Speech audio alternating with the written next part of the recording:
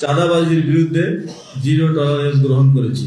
চাঁদাবাজদের বিরুদ্ধে দলমত নির্বিশেষে ব্যবস্থা গ্রহণ করা হবে। এক্ষেত্রে দলীয় কোনো বিবেচনার সুযোগ নাই।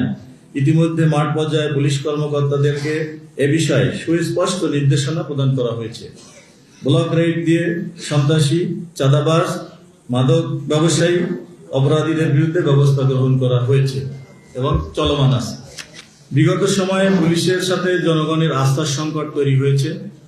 জন আস্থা পুনরুদ্ধারে আমাদেরকে সচেষ্ট থাকতে হবে। এই জন্য প্রতিটি জেলা সদরে থানাকে জিরো কমপ্লেইন থানা হিসাবে আমরা প্রতিষ্ঠিত করতে চাই।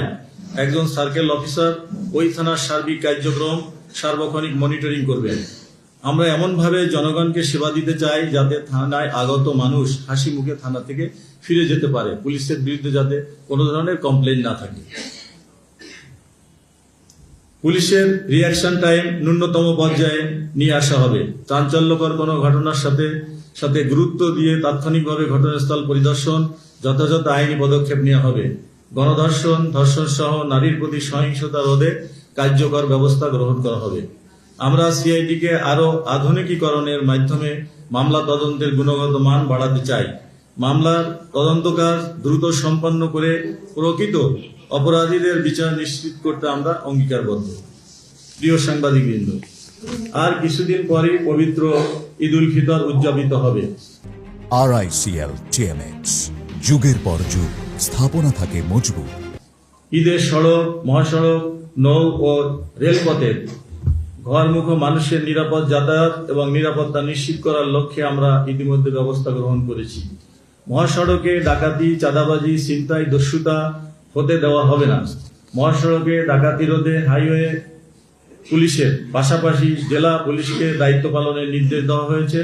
র্যাবও মহাসড়কে দায়িত্ব পালন করছে। দেশের প্রধান প্রধান মার্কেটে নিরাপত্তা জোরদার করা হয়েছে। চুরি, ছিনতাই রোধে কার্যকর ব্যবস্থা গ্রহণ করা হয়েছে। প্রিয় সাংবাদিকবৃন্দ, ঈদকে সামনে রেখে পোশাক শিল্পের শ্রমিক কর্মচারীদের বেতন ভাতা নিয়ে প্রায় এক ধরনের অসন্তোষ তৈরি হয়, যা আইন শৃঙ্খলার ক্ষেত্রে বিরূপ প্রভাব ফেলে। আসন্ন ঈদে শ্রমিক কর্মচারীদের বেতন ভাতা নিয়ে অসন্তোষ তৈরির আশঙ্কা রয়েছে।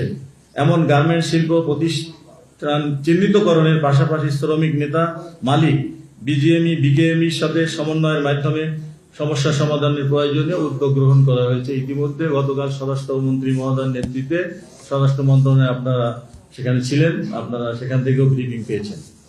এছাড়া উগ্র মৌলবাদীদের উত্থান রোধে আমাদের সজাগ ও নজরদারি বজায় থাকবে। প্রিয় সাংবাদিক ভাইয়েরা,